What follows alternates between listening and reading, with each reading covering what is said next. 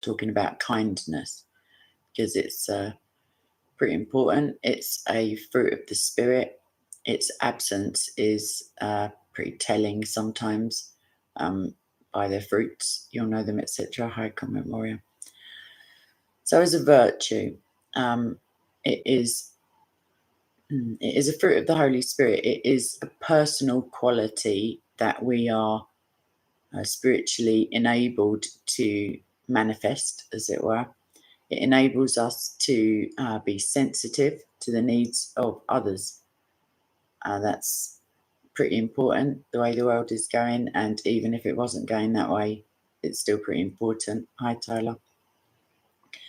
And as a result of being able to take the needs of others into account, we are then able and blessed with the motivation potentially to endeavour to meet those needs. That's an odd noise for this time of the night. It is, hello, I'm with God. It's the quality, it's, how do I want to put this? It's not one's behaviour necessarily, although of course that's like a good indicator.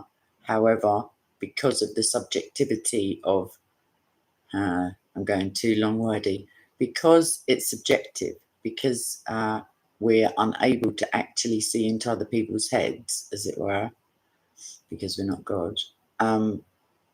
You know, depending on, that's why it's best to be kind, because we don't know other people's struggles. We don't know what they're going through. We don't know. We just don't know unless they tell us. And oftentimes with human beings, love them when they're far away mostly.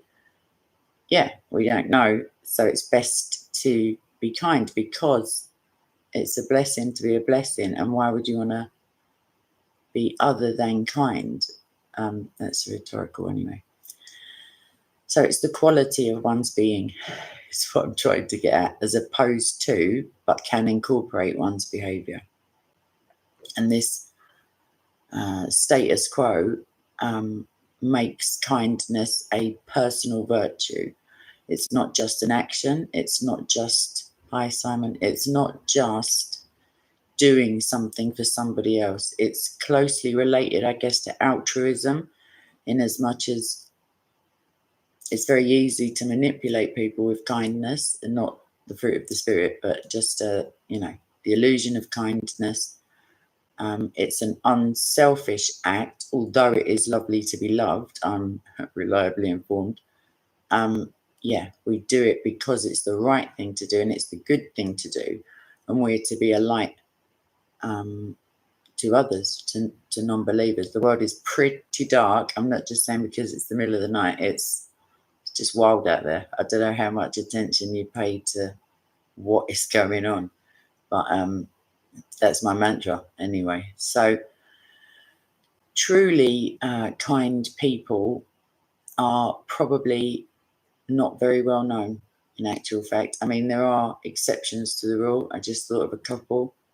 There are people who become well known because of their kindness, but in terms of philanthropy, etc., if somebody's, it doesn't mean you can't be kind if you're a multi-millionaire, but the fact is that you have an additional pressure and a spotlight on your behavior, and possibly, most probably, a reason to engender, like to want to manipulate people into liking you because of whatever reasons they are.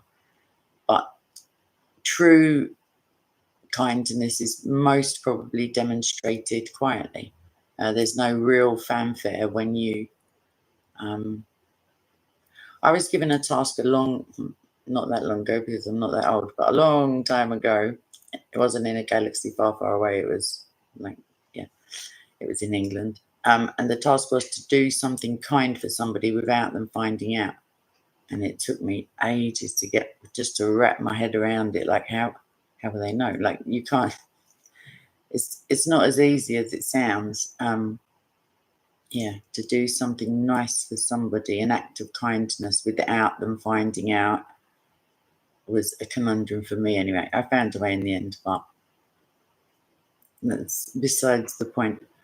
One of the, I won't say most well known, but among us, as it were, the story of the Good Samaritan, which is in the book of Luke, and it's chapter 10, 25 through 37, or 25 to 37 if you speak English properly. So he used the term neighbour whilst relaying this story to us within his gospel. The Samaritan in the story,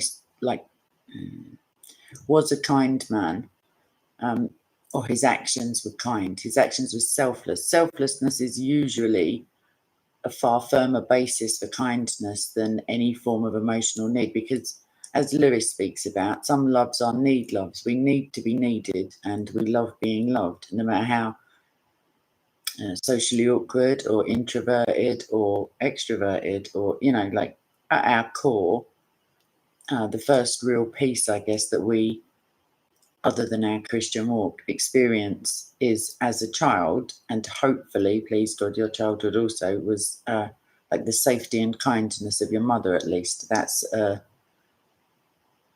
what's the word I'm going to look for? That's a blueprint for feeling safe and cared for and loved.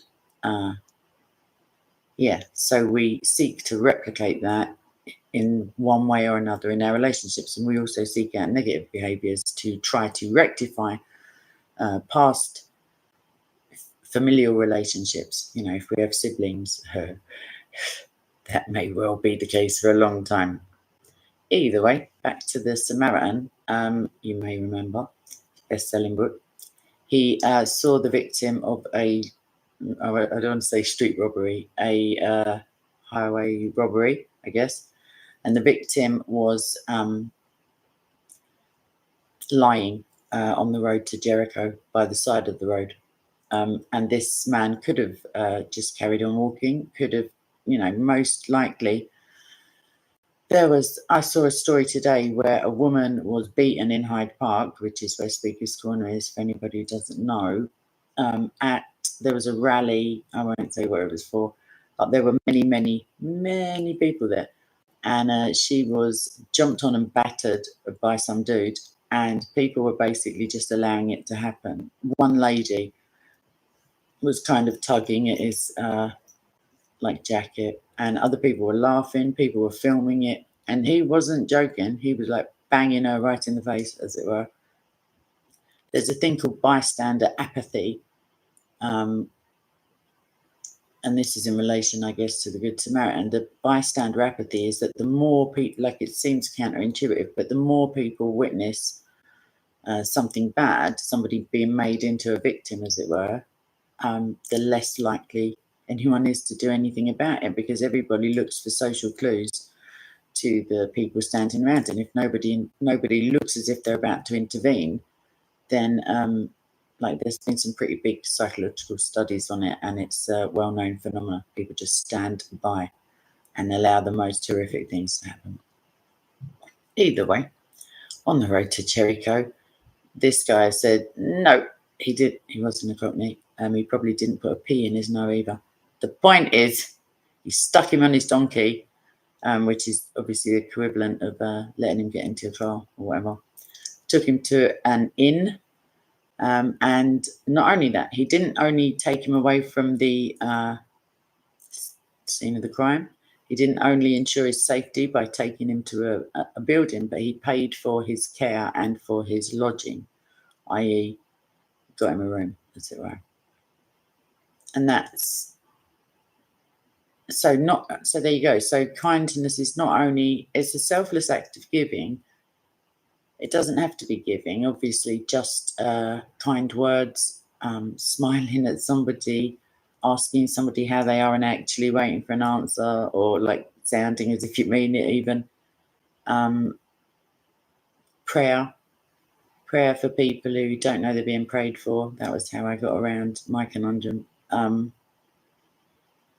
There's loads of things. It's not ever really financial. I mean, in this story, certainly it was. So usually, trying to think of counter examples, usually it's a bit like love. The more you practice it, the better you are like regardless of the beneficial repercussions on other people. It's something that you can practice, even though it's a fruit of the spirit. The fruits of the spirit are tricky in as much as theologically it's correct to assert that we don't do the good works. It's the spirit working through us. We just get out of the way long enough. But the more time proceeds with the indwelling of the Holy Spirit, the reason you'll know them by their fruits is because you will know the absence or presence of the Holy Spirit within them. That's not to say, obviously, people suffer with depression and anxiety and things that make them withdraw from the world. But on their average day, as it were, somebody who has the Holy Spirit will at least stop short of cruelty, at least feel convicted if they are not kind when the opportunity arises. And that doesn't mean the person who needs the kindness ever knows that inner dialogue was going on, but certainly you'll get a nudge, as it were, and you'll get that feeling of, oh no, why didn't I do anything? Or I usually get it after my mouth has been moving for some time. I get the, oh, shut up, Kay, shut up. And it takes, I don't know, 20 minutes. I think I've got it down to a fine art now. And then the anger dissipates. And then, because the converse of like being unkind is a whole, it's a whole separate arena that some of us can become pretty professional at. Like, it's very easy. It's so easy that it's a little bit worrying, in as much as sometimes I have an inner, I was going to say monologue, it's more of a dialogue really, but yeah, I have a voice. I have a part of me that is almost 24 hours a day ready for that kind of stuff, but then there is a quieter part that screams, shut up, don't do it, or go, like, just cease and desist. But that voice gets drowned out for about 20 minutes, and then we're all good to go again. So the virtue, let's stop doing an analysis of my psychology. The virtue can be something as small as, I don't know, opening a door for an elderly person who's, assistance. Actually, I haven't seen him lately. There's I was just thinking, there's a man I often help across the street who's blind. Haven't seen him for a while. I mean, obviously he hasn't seen me, but that's a silly joke. Either way, kindness is not always the easiest option, and it's not always the one. In the case of, for example, a mother maybe chastising her child, or it can appear that to the child at least, it can appear that the kind thing would be to let them stay out until midnight and give them additional money and not bother taking a phone number of where they're going, and that would, to them, that's the kind thing. But in actual fact, the kindness is ensuring their safety. So it's not about what's acceptable to other people. I mean, I don't mean be kind to people whether they want it or not. Taking their cigarettes away from them, for example, which is what my little sister used to think was a kindness to me. Either way, writing to somebody, I was talking to my mother about it today. Writing, taking the time, especially nowadays, to actually use snail mail and a pen and a paper and a stamp, and writing to somebody, not because, like, for no reason other than you want them to know they're being thought of and maybe ask how they are, etc. I like it anyway. Thoughtfulness, I think, is key. Like, the smallest acts of kindness, I was saying it in the community post the other day, can literally, like, change somebody's day, and by implication it can change their life. It doesn't, like, and again, I'm not talking about giving people like lots of money or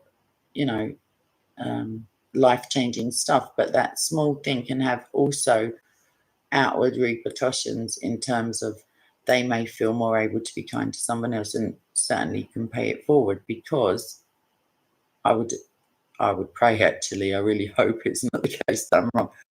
But I would assume that everybody who chat and who watches this video will be able to call to mind, even if their memory is terrible, with some prompting after a bit of time, a time when they've been touched by the kindness of somebody else. And usually strangers like slots into that sentence because it's even more seemingly unmerited when we receive the kindness of strangers. And that ties into Christ, because although he is not ashamed to call us brothers and sisters, we come into that familial relationship with him, spoiler alert, on the back of the biggest act of kindness that has ever been performed, like the crucifixion and resurrection. So, where was I going? Because I just veered wildly away. The value, where's my water? The value, like I say, it can, Lewis talks about, excuse me, Lewis talks about the ramifications of our speech. And that gave me like a massive pause for thought the first time I ever read it, because, like I say, I can potentially stop people at 10 paces with one lash of the tongue if, well, hopefully not nowadays, but anyway, the point is what he spoke about was he said that if you could see, if you were outside of time, I guess he didn't say that, but I just thought of like a God's eye view of it. If you could see the end result of a person's mortal existence, i.e., they're either hellbound or they are saved. If we could see the impact that our words, unkind or kind, can have on them, he said that if we could see the creatures, as it were, that they are to become, each person in a, I don't know, sliding doors kind of way, is either saved or not at any given point throughout their life. So if our words have effects, which certainly they do, otherwise I wouldn't be sitting here talking to you. If we're our kind words, he said, if we could see them in their heavenly glory, as it were, we would be tempted to worship them. And yet again, if we're unkind, because words are the most powerful thing. The Bible attests to it. And it speaks of bridling your tongue. Christ, of course, is slightly different with the two-edged sword. But I'm trying to check my memory. I think I can safely say that the most hurt I have ever been, and I mean, like emotional pain, as I'm sure anyone who's been bereaved or heartbroken knows, it has a physical manifestation. Like you feel either unbearable pain, and then you feel the numbness and you think, oh, what a relief, there's no pain. But the numbness is painful as well. The numbness is just like it's like a small death. I don't know how to explain it. Where am I going with this? Where are you going with this, Kay? Pain, yes. Kindness, right. So words, thank you. Words have the ability to lift people up. I saw a video recently, one of those 2-minute vids, and the person was just driving around giving out random compliments. To be fair, some of them were a stretch, but that's not the issue. The point is, if you'd have seen like the brightness on the people who had been complimented, like you could see that their whole demeanor was changed, and that it had really cheered them. And most definitely they would have gone and told somebody about that day, or in my estimation they would have. And that's just like, there's no effort in that. There's no downside really, unless obviously you want to appear surly, and I don't know, like some people have got an agenda to. The point is that words and time, like I just thought back to the most hurtful thing that ever happened to me. And to be fair, it was a situational like occurrence. It was a set of events. And technically those didn't hinge on words. That whole feeling of despair and despondency, and nothing's ever going to be the same again. And that you've been punched in the throat kind of feeling, and your stomach's all of a sudden absent. You don't have any insides anymore because everything just feels waves of pain and numbness. Still, the words, either the words that you need to hear or the words that you do hear, are the linchpin of that. Yeah, it's most definitely, there's a different center of our brain that deals with language, and that's very, very much, not as much as the nose potentially, because obviously if you smell something, you can just evoke memories and pain and all sorts of things, but it's definitely up there in terms of high impact, like rapid response by your glands, as it were, and your feelings. I'm just looking at the chat, but I'm talking about kindness because everyone seems to. Yeah, okay, yeah, I'm seeing what Bill's saying. You're right, Steve. What are you doing awake? Right, oh, sugar, I didn't silence my phone. Sorry. Either way, let's get back at the ranch, as it were, even though I'm not an American. If we, okay, let's see, Matthew. Oh, sugar, I moved the notes too much. Okay. I'm going to run. I just haven't had my beads here anyway, but I pray for kindness every day, as one of the 9, as it were. And I'm going to run you through the others because they all facilitate to some degree or another the others. Each of those 9 can be, I very much doubt somebody would be blessed in isolation with just the one of them, but they all illuminate and magnify the others. So this is how they go. This is how they go, but I don't know if it's in order now. I thought of it because I learned it with a mnemonic, like I just learned the letters. Either way, this is the order that I go in, and that's why there's 10 beads. It's handy because you've got 9 for your fruits, as it were, and 1 for a big fruit.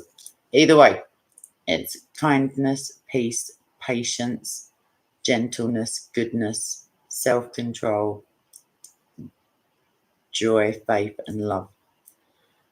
So all of those, as you can imagine, help you to be kind, which is the first one that I always ask for, because that's the other thing. I was in bed a minute ago, and then there was a spider. It all just went mental for a hot second. They vacated the premises now, please God. They haven't had a resurrection and crawl back in. The point is, I was laying in bed, and then I had some messages on my phone, and then I was thinking, because I like a little think. I love a think, because it feels like you're doing something. You're not actually doing anything. It doesn't change anything unless you put an action into the thought, but that's not the point. The point is, I was praying, I started thinking, then I thought, oh, I need to pray about that. So I was praying, and I've got to be so, I hate the feeling that I'm like some sort of courtroom advocate, but when I say my prayers, I often have to rewind it, as it were, and put caveats in, because God has a sense of humor that makes mine just look like dad jokes, to be fair, and some brilliant ones in the last 7-8 months. If I had hours, I wouldn't tell you because it's between me and Jesus, as it were. However, I prayed something not that long ago, although it seems like a lifetime, and I got it. It wasn't what I meant at all. Either way, I just started praying for patience, and then I thought, oh no, I'm not getting caught out like that. Because when I pray for patience specifically, I get frustration, because that's, I linked it back to what I was saying about a year ago. If the spirit is in us, it's not necessarily like a gift of the spirit, like there's just boom, there you go, there's your parcel, sign for it. It's something that we're able to. Why don't I have any English in my brain? It's something that we're able to foster, like an attitude of willingness to even display those fruits of the spirit. And the spirit obviously works in us, convicts us when we act to the contrary. when we're unloving, when we're unkind, when we're not good, when we're, harsh as opposed to gentle, etc., etc. If you can imagine, if you imagine a kind word makes a difference to a stranger's day, maybe for half an hour, maybe they just whistle a little bit as they get to work, maybe they're just a slightly nicer person. But if you extrapolate it just through one person's day, and of course we don't know that person's life or their heart, but by the time the day starts well, if like everything else is playing along, that could have some people go home and they just snap and kill their family. Like, I'm not trying to say that you giving some, like, smiling and as you go onto the train is going to about that. But usually your day takes either an upward or downward trajectory. I just think that it's really important because it's something that can be compounded, and the absence of kindness can leave such a... God is not the God of confusion. This year, my grandmother's been quite old. I mean, she was old last year, but she's been facing a different set of challenges. And there's a certain tradition. Like, there's something she does every year for me and for my siblings. And this year, she didn't do it.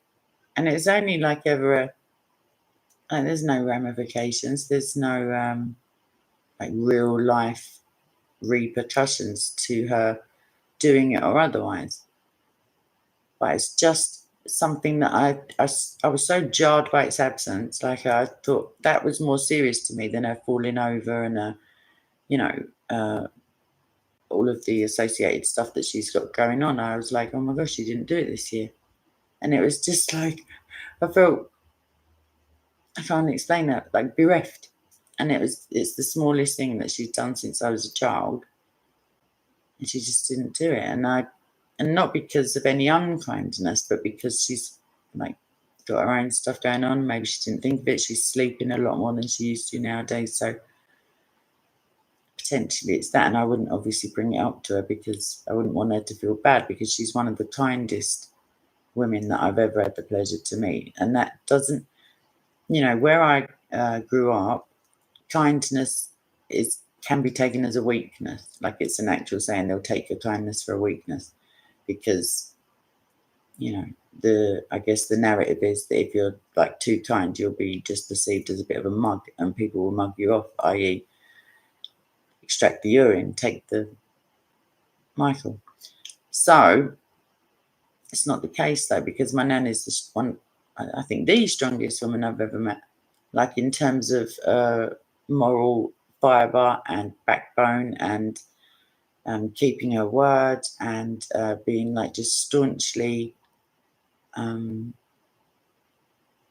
like amazing. I don't know how to put it.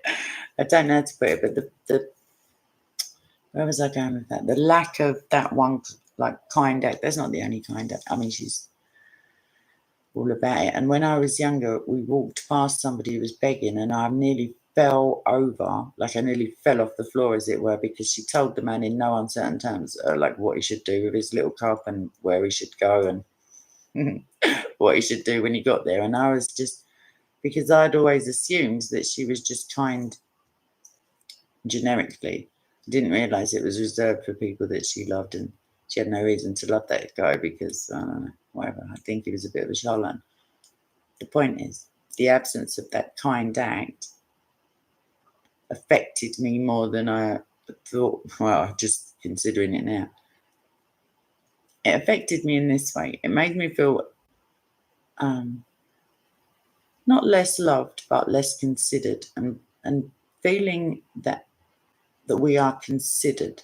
Like, feeling loved is one thing. Feeling love is actually not related to being loved. We can be as loved as you like, and if you don't feel it, most of the benefit of that transaction is missing. And that's like the monkey experiment with the ones who feel loved are almost on a par with the ones who are loved, but such a massive chasm between those two groups and the ones who receive no maternal stimulation, no love, as it were.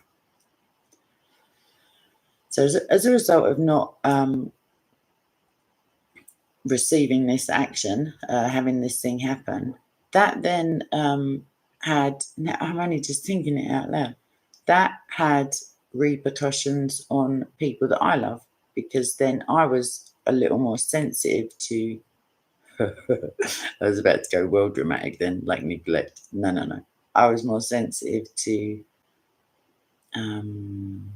not being considered. And that's why it's subjective. Kindness is subjective. I can think to myself, I'm being jolly kind over here doing this X, Y, Z, all the thing, whatever things I do. Because throughout the day, every day, without fail, 365 days a year, I am blessed with the, I won't say responsibility, but people feel able to talk to me. They feel that I am someone who they can ask for help, which is lovely. Not always lovely, that's a fib. But in the end, it's a blessing. That's the end of that. Like, it's nice to even be like considered, as in, oh my gosh, who's going to help me? And then they think like, that's nice. It's better than like, oh, you're joking and it's just gonna make it worse. But the flip side of that sometimes, and potentially some people will identify with it, is that if you're, it's like, who cares for the carer? Who loves the one who loves the most? Because if you're busy, not trying to fix people, that's the wrong way to look at it. If you are proactive in terms of kindness, oftentimes you'll be overlooked when it comes to people. Like, people are grateful. That's nice, because you're not doing it for their gratitude. You're doing it because it's the right thing to do, and it's a kindness, and it makes you a better person. It makes your indwelling of the Holy Spirit more solidified. That's not even the right, I don't know what I'm talking about. I do.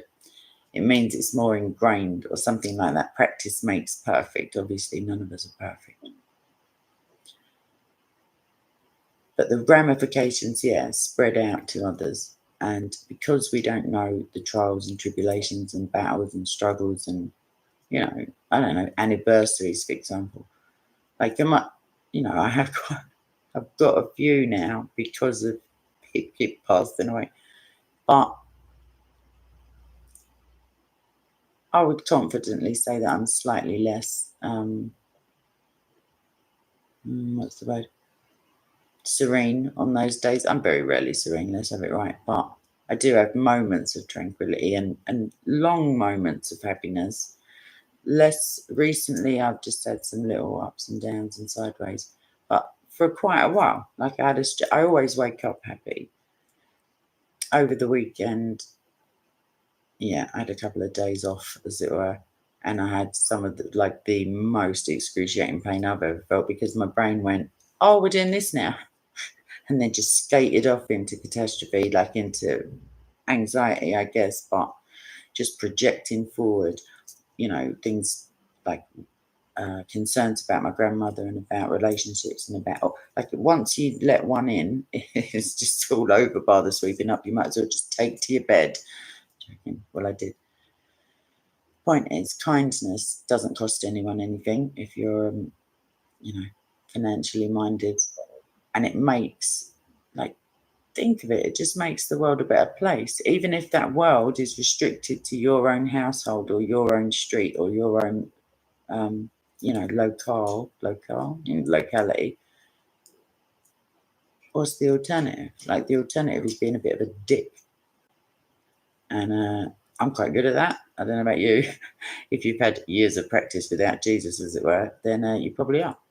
And I'm very, I don't want to say never, because that might be a fib and my memory is terrible. But I know that I could count on one hand the times I've regretted kindness. And I've got a list as long as your arm of, the unkind words that I've said and the things that I'll never be able to take back. And some of the people I couldn't even attempt to make amends because they're not here anymore, because people, quite irritatingly, keep dying. I don't know if I mentioned it.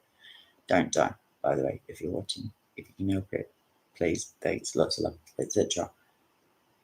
Am I running out of things to say about kindness? Is Kay running out of things to say? Lol. Oh, a joke.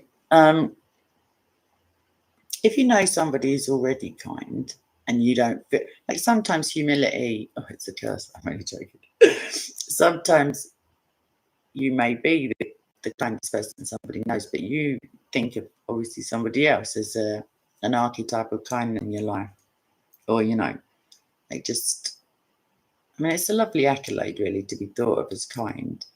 But if you do know somebody who's kind, even saying thank you, like, is a blessing to them, and it's heartening.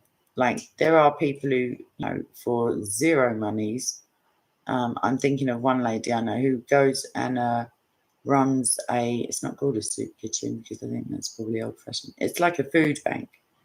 She doesn't get paid, and it's stressful. I watch, like, I've helped out, and you know, it's a lot of like intense pressure for the couple of hours that she's like a public facing, as it were. And then there's moving all the stock and collecting it from different restaurants and putting it where it needs to be, and etc. But she does it cheerfully. And I mean, I've seen her have a little meltdown once, but she doesn't have to do it. And it's totally, altruistic. She doesn't get anything from doing it other than the blessing and the joy, which is another fruit of the spirit that you get from making somebody's life a little bit easier. Because I don't know if you've heard, but Satan and wickedness are running this ship, like literally under the dominion of wickedness. That's the Bible, not me talking.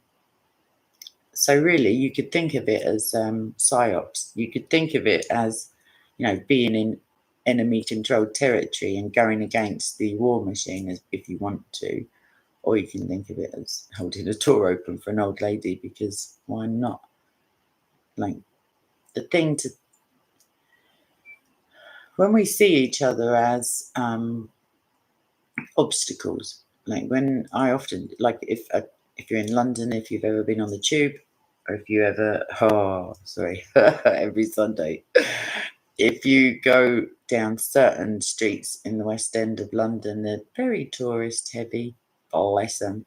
However, they just congregate in the middle of the pavement / sidewalk, whatever length, like whatever version of English you have.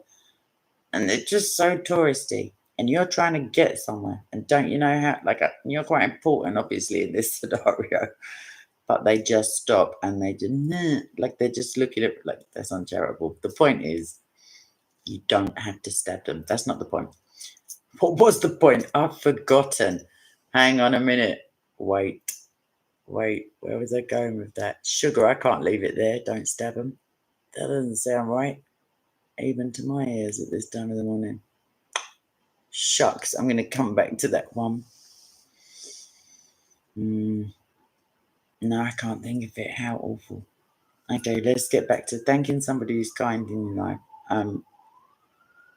Pray for discernment that you'll be able to tell. Because, like I said about, like, holstering your tongue, as it were. Sorry, I just said the most ridiculous mental image. When I know I should be doing it, I find it difficult. I haven't got time to be unkind. I literally haven't got time. I could reel off a list of names, not all of them you would know. Some of them you may, like if you were lucky enough to meet these people, who are unavailable for life, like, anymore. That's it. Like, done. Finito. And the chance, like the thought of the chance of even being able to shout at them, let alone, like the thought of, I'm not going to go again. There's no way I'm sitting crying on luxury again. Nope. No. So the point is, you don't know that the words that you say to someone could be the last that you ever do. Especially if you're rude, you might just get to me. I'm only joking. Ish. When, like, it's an effort, but not of our own will. Like, when I feel hurt, I very rarely feel the hurt initially. If I feel ignored, if I feel disregarded, unconsidered, unimportant, whatever, like weak, any of those, I don't know, inert feelings, it's only a split second that I get the heads up of that's how I really feel. And then, like, almost, well, and that's not true. It takes time, but it builds into anger, and it builds pretty quickly, like, or it descends into anger, however you want to think of it. And once I feel justifiably and righteously indignant, obviously, it wouldn't be any good if you felt like, oh, whatever. Then, if I don't put, like, close my lips, as it were, stop typing, all hell can break loose, because that's my only responsibility in the transaction. If I'm speaking with, like, one-on-one with someone, that's the only thing I can do. Is I can try to temper my reactions, as it were, because I tried that and it does work. You think, oh, they don't know what's going on with me, and they're a bit of a div anyway, like, in a nice way, and they're, like, probably I don't know, having a bad day, something like that. And then the little voice goes, yes, so are you now. Sharing is caring, but if you're just gonna share, like, the point is, let's get back to the point, Kay. What was the point? Who knows? God, if you ask him, he's massive in the kindness game. Literally, founder, CEO, started the whole kindness shebang. Like, he's the one to turn to. Christ, like, that's just like a joke to even try. Like, he is kindness, he is love. I wouldn't necessarily pray for patience if I were you, because you get, like, all the stressy stuff. That's what I was trying to pray. I was trying to word my prayer so that I got it as a gift. Like, could you just drop some kindness off? Could I have a piece of patience that I don't have to work for, that I don't have to, like, take deep breaths? And it doesn't really work like that for me. I did get one fruit of the spirit once, just boom, dropped in my lap, and I had the cheek to be moaning. I was like, why? Excuse me, I didn't order this. No, shizzle, yeah. So you have to work for the patience and the kindness. But the more you do, like, the nicer your world will be. The nicer your, dopamine, serotonin, oxytocin, endorphins aside, because there are, like, chemical payoffs. I'm trying to wrap up this thought that I'm having, but occasionally you may find that if you go to an effort to be kind, if you go against your, I don't want to say nature, but you go against the situation or that you're in, somebody's coming at you with, like, rudeness or aggression or whatever, and you and you manage, like, to be kind in the face of that, and it doesn't work, and they carry on being a tit, that sometimes can, like, the thing to watch for, the red flag, is that you take that and then you reinforce that, and you say, well, what's the point? What's the point in being kind? You're right, apostate, prophet, lovey. No, I don't. I never have, I never will. I don't talk to Satan, like, one-on-one. I'm not Kenneth Copeland, babes. Either way, kindness, you can use it to reinforce the fact that that didn't work, that venture of kindness, because really the scenario I gave you is not utterly altruistic. You want, I won't say to maintain control of the conversation, because that sounds a bit like the inside of my brain. I don't mean it like that. I mean, what you want is peace on earth and goodwill to all men in a text, like, exchange. But if it doesn't work, you can fall into the trap of the well, I tried, and look how good I am. I tried, but it didn't work. And then next time you might try a bit less and a bit less. Whereas it's true kindness is unencumbered by expectations. You're not being kind. You're not manipulating. You're not being kind to get an outcome. You're being kind because kindness is the right thing to do, even if you're an atheist and you, like, base your morals in, I don't know what, custard. So anyway, Cherokee too as well. Yeah, if you had Skype, Cherokee. Oh, apostate prophet, if you accepted Skype requests as well, I mean, we'd all be buzzing. What kindness that would be. Either way, let me finish up this shiz before I start feeling unkind. Cherokee, do it today, love. I can't say it how many more times. I just can't. And now it's for posterity on this video recording. if you ask God, I mean, AP, you can ask science, well, to bless you with the virtue, which is, all right, if you don't believe in God, yeah, you can just try to be kind. That's nice. Like, it is nice. There may be an ulterior motive in it, but there might be, even if you've got God, as it were, because God is there whether you've got him or not. Within the expression of kindness, not only are we potentially able to edify and soothe like insecurities in other people, make people's day, make them smiling is such a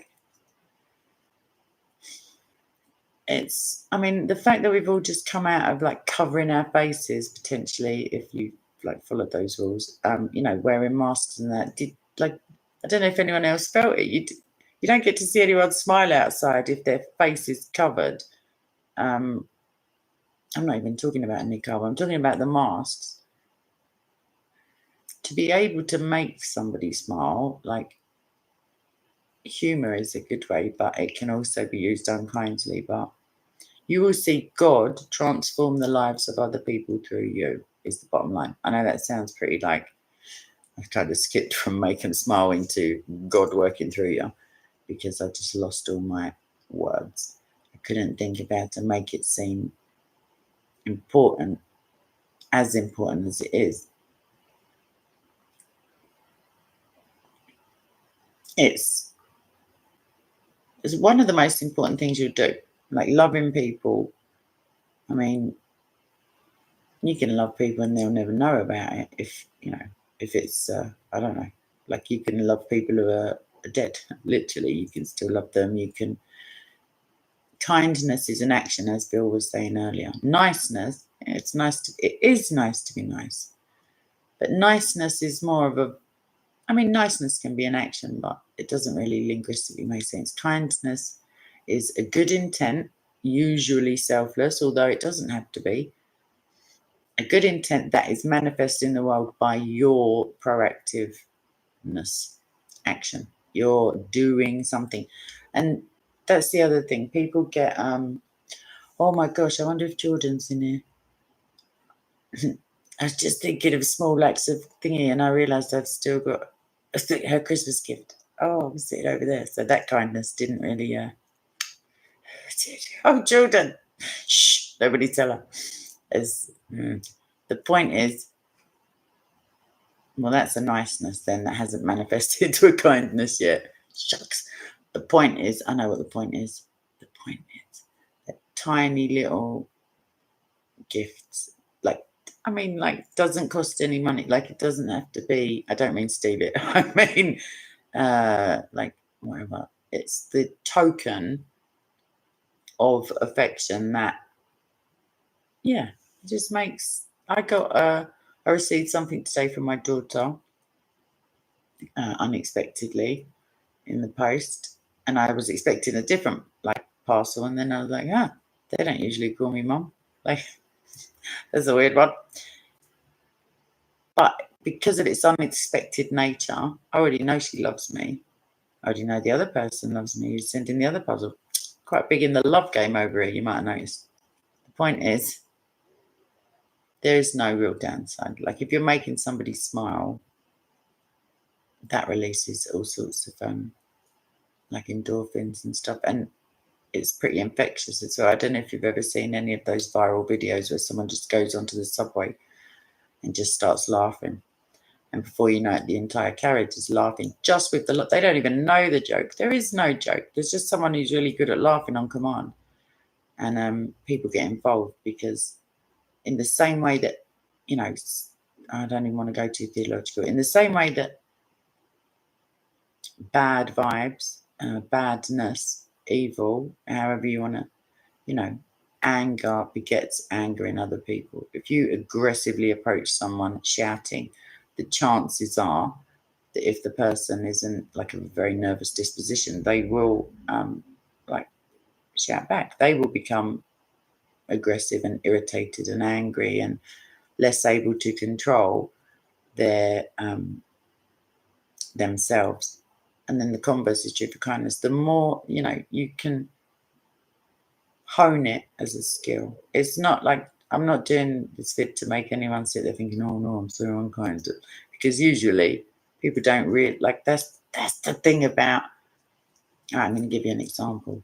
I'm going to try not to personalize it just in case. There are ways of saying things.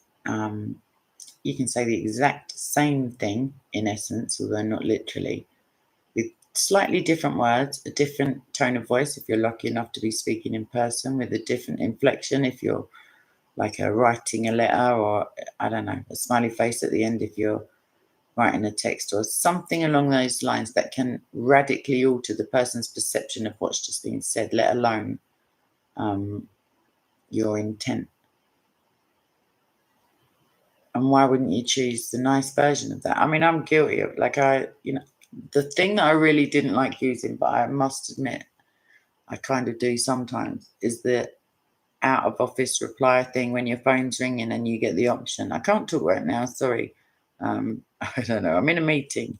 I'm at whatever it is. None of them, because you can go in and edit them, by the way, and I'm going to do that. I haven't got my pen and paper. I'm going to do that to just silly ones. But that's not the point. The point is they've never got like they haven't got anything other than an officious get out of my life a minute, please. I'm far too important and I'm busy. That kind of vibe, at least. I must admit I used them a couple of times recently. So yeah, eye contact, smiling, I don't know, doing things for people, praying for the persecuted church, writing to, oh gosh, I put the link in the live chat yesterday of the video of this little tiny tribe receiving their first Bibles in their own language. And I cried the first time I saw it. I don't care. I'm tough, but whatever. I cried because they do this big prayer at the end, and they've the little tiny aeroplane is there, and they've got their little gospels and all of that. And the man, I don't know if he's a pastor or if he's the tribal leader or whatever, but he's just he puts it so beautifully, even though obviously it's just captions and he's speaking in his own language, but it's really edifying, really, because I was saying it to somebody yesterday probably. I must have, I don't know, 7, 8 Bibles, and then I've got one over there, and I've got on my phone, there's just countless, obviously, because they don't take up space, they don't eat anything, they don't need to pay rent. How much of a blessing is it? Just if you just for one hot second, if you imagine the infinite wisdom and blessings that the Bible contains, or are held within it, and then imagine, and it will come even in the West. There will be a time, maybe not in our lifetimes, but potentially, when the Bible will be illegal, it will be outlawed, it will be banned, it will be removed. And it already is the case in many, many parts of the world that is already true. The first video I ever saw, because I was considering, even when I went to Canada recently, I'm not going to go into the details because I'm going back to Canada, so I'm not going to even. The point is, I ended up having a conversation with a pastor, somebody, and I agreed, and I wanted, I started trying to look into it, in as much as the Bible's absolutely clear, don't steal, don't go against the laws of the country that you're in. And then I worked with and alongside and advocated for persecution, International Christian Concern and Open Doors and others, for at least a couple of years now. So I see testimonies that maybe other people don't get to see. But the first I saw were Chinese Christians receiving their first Bibles, where the Bible is it's illegal. It's illegal to have online versions of it. There's a state-sponsored, as it were, version where Jesus, I can't even laugh because it's not funny, but it's just so pathetic. They rewrote it so that Jesus, the adulterous woman, it's not funny. It's so not funny, but it is just Monty Python-esque now. Yeah, he says, let he who is without sin cast the first stone. Obviously looks around when they all do a runner. And then in the Chinese, he picks up the stone and kills the woman.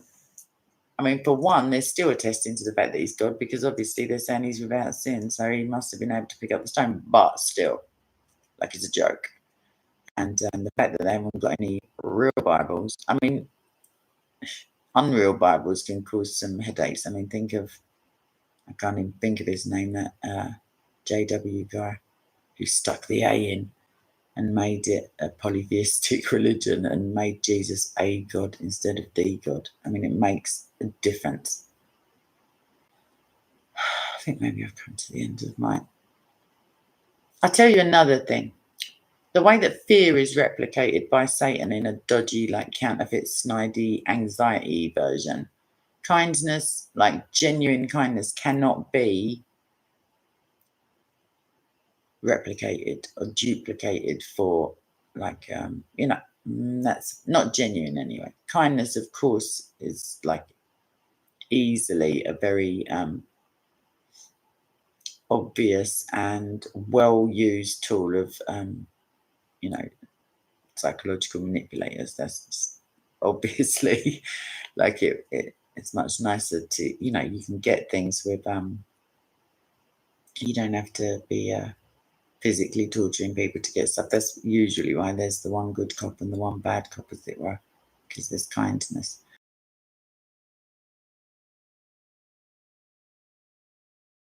Darana nyundi yubuda abna gigip memero. Dara memero kum. Pok yornangna nyundi gereja omulatlam siyang wenena. Memero puku wenena ot kemilamap. Do wene ani si ani yaklem la buka nyunda be elulamap. Pok memero kum ni omulatlam siyang wenena. Oi nyunda be ket sepo. Seni limapo. Sumni ni wenena nyundi yubunisin. Mati yut sampe wahyu. Gigip tangkal wenena. Wera yoksimna. Igin kum kiaman.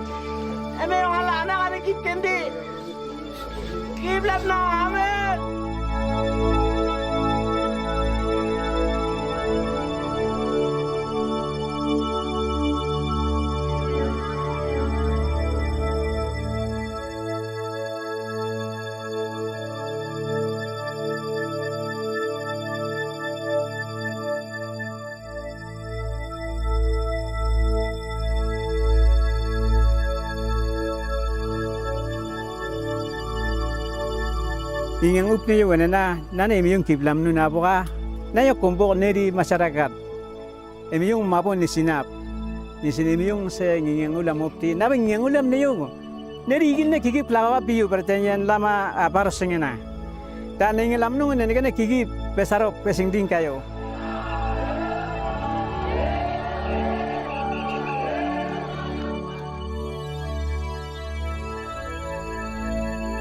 Ane me yung dun abut na ane tot siwa nun ngi yang opsi nun di alkitab do wapti ambusun ben nun di uda app do te me yung di yular of ni sina nun di uda app nun ngiang tanga de topa siga ane sonimi na imiyong di yubu gimyal yubu raif memero baange nun di sari do bepti wenena nun di mabo mok mabak dep sipa tinun malukol yung gugap sumakdo gap wenena nun di yubu raif nenege salba hepto Tinu di mabak dot sipa, sik tina sik telim sik mabak anege, ombatta balam sik ba, sigat nunap nason imasak winggap sembia sik ba penginyang.